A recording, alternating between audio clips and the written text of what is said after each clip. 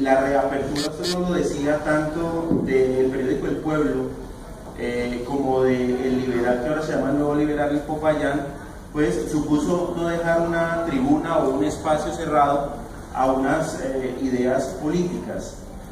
¿Qué tanto de esas ideas que ustedes trabajan en los dos periódicos considera usted pueden enriquecer la situación, primero de un departamento como el Cauca, sumido pues históricamente en una crisis, y el pueblo en Cali que entra a competirle al periódico más tradicional? Esas dos inquietudes. Sí, bueno, profesor, muchas gracias.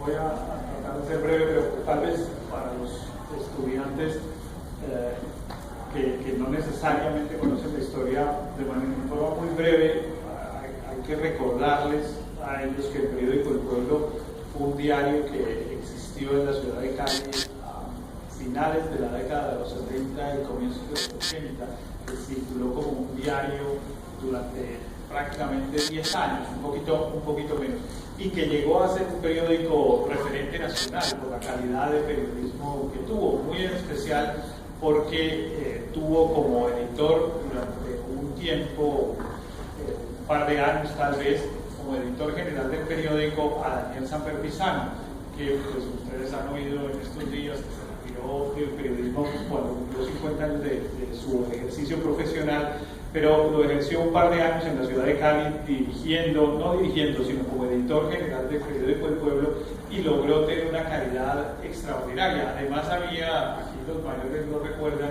una revista cultural pues muy interesante que se llamaba Extravagario, y esa revista pues la dirigió María Mercedes Carranza, la poetisa, y también logró un altísimo nivel de reconocimiento.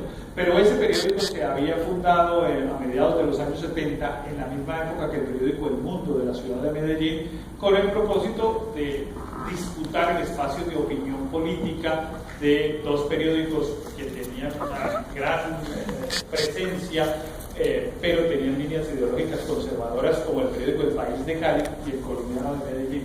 Nosotros hoy, pues digamos, pretendíamos volver a un poco a esa historia, pero con un criterio un poco distinto, y sobre todo con un criterio periodístico un poco distinto. Un diario, pues no tenemos capacidad de serlo, y ni siquiera sé si quisiéramos serlo.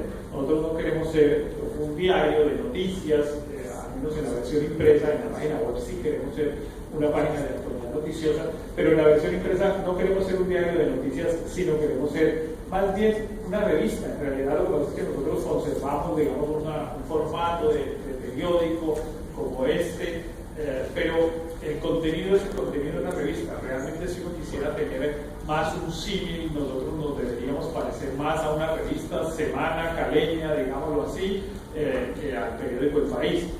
La gente que lea El Pueblo, el Cali el domingo, no queda informada, digamos. Recibe el análisis de unos hechos, recibe un tratamiento en profundidad de unos temas, recibe una mirada distinta de algunos temas, recibe una mirada muy local, que es un tema que es muy interesante, y permítame solo con eso, profesor, terminar en relación con lo del tema del pueblo. Nosotros, desde el primer día que abrimos El Pueblo, nos pusimos un principio para definir qué era lo que era local, porque nosotros decíamos, mire, la noticia, los hechos que nosotros cubrimos tienen que ser locales, de Cali o del Valle del Cauca. Pero bueno, ¿y eso cómo se come? Entonces nosotros repetíamos y repetimos una frase que yo creo que es interesante como criterio, que es, mire, si matan a Obama, nosotros no publicamos nada. Ahora, si lo mata un caleño, sacamos una decisión extraordinaria. Digamos que eso nos permitía ver cuál era el criterio. Y un poco ese criterio nos lo encontramos cuando se murió Gabo. Se murió Gabo y, se murió Gabo. ¿Y cómo no vamos a decir nada? Digamos, o sea, se murió quizá el colombiano más importante y tal, ¿cómo no vamos a decir nada? Pero no queríamos violar nuestro principio de ser un periódico local, y por eso terminamos sacando esta portada que dice Huellas de Gabo en el Valle del Cauca, que fue dificilísimo encontrar. Miren, no hay noticia de que Gabo haya venido a Cali nunca. Por ahí alguien dijo que tal vez había venido una vez, pero no hay, digamos, un registro.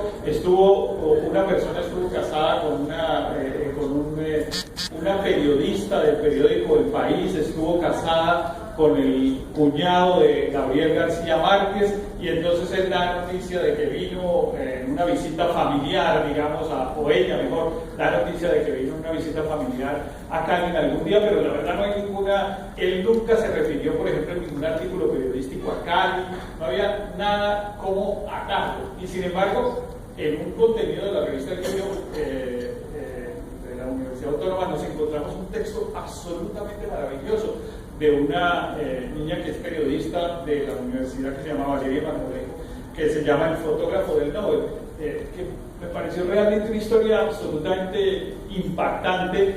Yo la desconocía totalmente, después varias gente pues, que le pregunté, pues claro que tenía referencia y tal, del fotógrafo Humberto